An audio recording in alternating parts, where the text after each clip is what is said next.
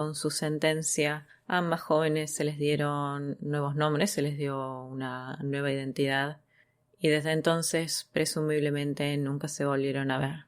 Pauline Parker tomó el nombre de Hilary Nathan, luego se dedicó a estudiar para ser bibliotecaria en Nueva Zelanda y posteriormente se mudó a Escocia, donde vive en la actualidad, y ella se dedica a trabajar como entrenadora para caballos. Para ser más específica, les enseña equitación a niños y adolescentes. Por otro lado, Juliette Huhn tomó el nombre de Anne Perry, que para quienes son fanáticos de la novela de crimen o la novela negra, este es un nombre muy conocido porque posteriormente Juliette se convirtió en una autora de bestsellers. Ella vive en la actualidad, Hilary Nathan también está viva.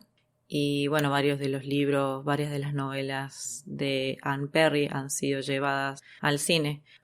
En un documental que se publicó en 2009 llamado Anne Perry Interiors, en un momento el tema del homicidio de Honora Parker es sacado a la luz por una amiga de Anne Perry. El testimonio que ella da en la actualidad es el siguiente. Ella dice que siempre supo que lo que ella estaba haciendo estaba mal, que ella continuó con el plan que Pauline propuso porque ella tenía miedo que Pauline cometiera un suicidio y porque, bueno, ella ahora sabe que lo que Pauline sufría era de bulimia y que ella sentía que le debía lealtad por todo el tiempo que Pauline pasó junto a ella cuando Juliette estuvo internada. En otra entrevista que Anne Perry dio en 2006, también ella declara que ellas no tenían una relación sentimental, digamos, no tenían una relación romántica o sexual, que era una amistad obsesiva.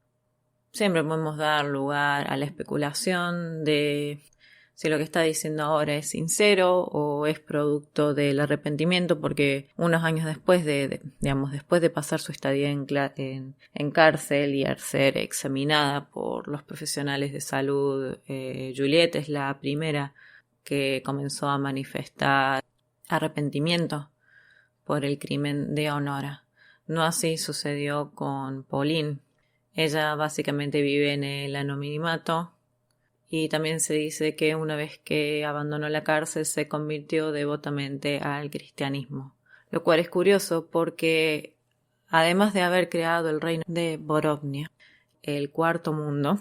las jóvenes también, según lo que dice Pauline en su diario, habían rechazado la fe católica y habían creado su propio sistema de creencias. Ellas tenían sus propios dioses y sus propios santos que consistían básicamente en los actores y los artistas famosos de la época. Por ejemplo, se encuentran Orson Welles, James Mason, el cantante de ópera Mario Lanza, y entre sus dioses se encontraba gente también como Julio César, el emperador romano. Entonces es un dato muy curioso que se convirtiera en el cristianismo después, quizás justamente producto del arrepentimiento. Ahora bien, ¿cuál fue el destino de Anne Perry después de haber sido liberada? Ella se fue reunida con su padre en posterioridad y cuando comenzaron a hacerse las adaptaciones de sus novelas vivió temporariamente en Estados Unidos, en Hollywood precisamente, pero en la actualidad ella vive en Escocia también. Según lo que sabemos, vive a escasa distancia del lugar donde vive Pauline Hilary Nathan, que vive en un grupo de islas en el norte de Escocia, pero según lo que ha declarado las veces que se le ha preguntado a Anne Perry, ella niega haber retomado cualquier tipo de contacto con su amiga. Así que esos son los detalles del caso. A nosotros nos gusta incluir un poco algún análisis o una especulación psicológica del perfil de los casos que tomamos como tema. Nuestro referente en general que utilizamos para pensar el perfil psicológico de algunos criminales, hay un youtuber que es un mental health counselor, digamos un terapeuta, que se llama Ted Grande. Lo pueden encontrar en YouTube como Dr. Ted Grande. Lamentablemente es un canal que no tiene subtítulos al español por lo pronto, pero voy a tratar de hacer una síntesis acerca del caso Parker-Hulme. En su momento, esta construcción no apareció en la defensa por demencia de las jóvenes, pero en la actualidad a veces este caso de homicidio es frecuentemente citado como un caso de folie à deux, que traducido al castellano sería algo así como locura de a dos. También en la literatura clínica, digamos en la literatura científica,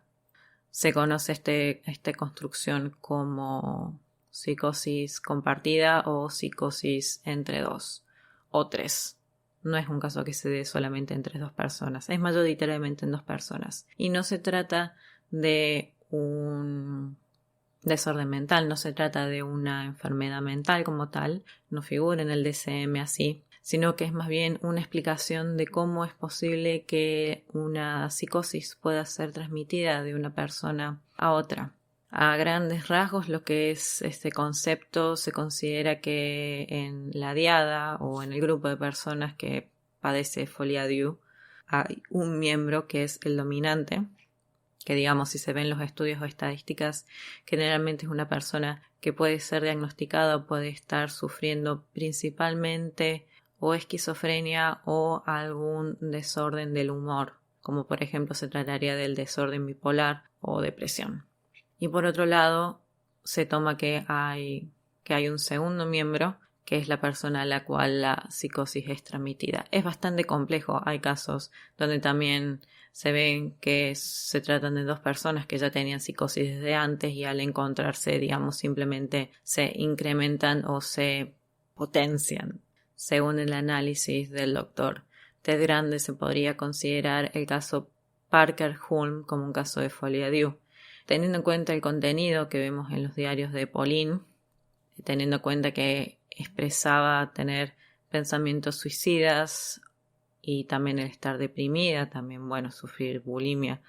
y en el sentido de que ella tenía la más de perder, se puede considerar que ella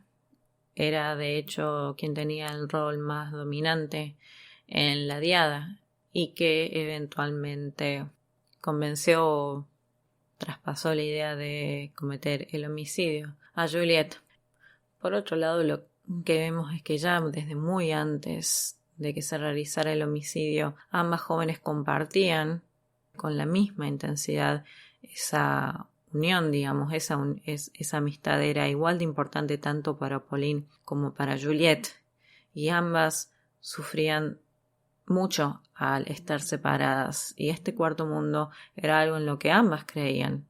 porque después, mientras se realizaba el juicio, ambas fueron sujeto de pesquisas psiquiátricas y el cuarto mundo era algo que existía tanto para Juliette como para Pauline. Cuando se la cita a testimonio a Hilda Hume en el juicio, ella expresaría que a veces Juliette se metía, digamos, en estos juegos de rol, estos juegos de imaginación. A veces Juliette se metía tanto en los personajes de su mundo imaginario que era muy difícil retomar el contacto con ella. Y que por otro lado era una joven que era, para los estándares de la época y quizás para las ideas de lo que era la maternidad y la paternidad en ese momento, era muy demandante o incluso desgastante. También es por eso que se piensa que por mucho tiempo los Holmes nunca le demostraron rechazo, nunca intentaron separar la amistad por el hecho de que le relegaron la responsabilidad a la familia de Pauline y también por el hecho de que siempre y cuando Pauline estuviera con Juliette, ella no iba a demandarle atención a su madre y a su padre, que eran intelectuales y que pertenecían a la clase alta británica. Entonces, de alguna manera, ella ocupaba el tiempo o le daba la atención que ellos no podían o no deseaban brindarle. Un dato relevante que salió a la luz mientras que se le estaban realizando las pesquisas psiquiátricas durante la investigación del crimen es que ambas jóvenes poseían capacidades intelectuales que estaban por encima del promedio de la época. Más significativamente, Juliette se indicó que tenía un coeficiente intelectual de 120, que es un puntaje bastante más alto de lo que es el promedio de la población, y los especialistas también dirían que la inteligencia de Pauline estaba por encima de la media para las jóvenes de su edad. En su diario, Pauline diría que la compañía de su familia le parecía aburrida. Entonces lo que podemos especular es lo siguiente. Como Juliette también era de por sí inteligente, pero además pertenecía a una familia de intelectuales, quizás lo que conseguía en su compañía Pauline era encontrar un estímulo intelectual que estaba más acorde para su inteligencia, y Juliette encontraba una compañía o un afecto que era acorde a lo que ella sentía que necesitaba. Y en este sentido, y volviendo de nuevo al diagnóstico del folie à deux, es una psicosis colectiva y digamos es algo que sucede, que solamente funciona cuando los miembros de la diada se encuentran juntos.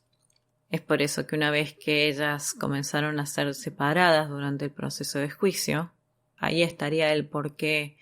Juliette fue la primera en demostrar cierto nivel de arrepentimiento, que no fue lo que pasó con Pauline. Y también otro punto que hay que destacar es que no hay registros que durante la estadía de ambas jóvenes en la cárcel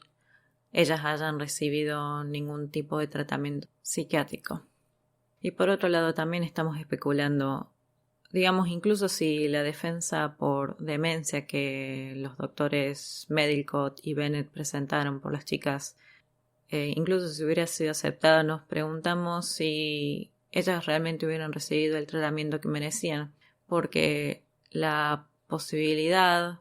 o quizás el hecho de que quizás tenían efectivamente una relación afectiva era uno de los factores que más choquearon y que le llamaban más a la atención a la gente. Y recordemos de nuevo que la homosexualidad se consideraba una enfermedad mental por la época. Entonces quizás si hubieran sido internadas, hubiera recibido Pauline un tratamiento por su depresión o la bulimia que sufría,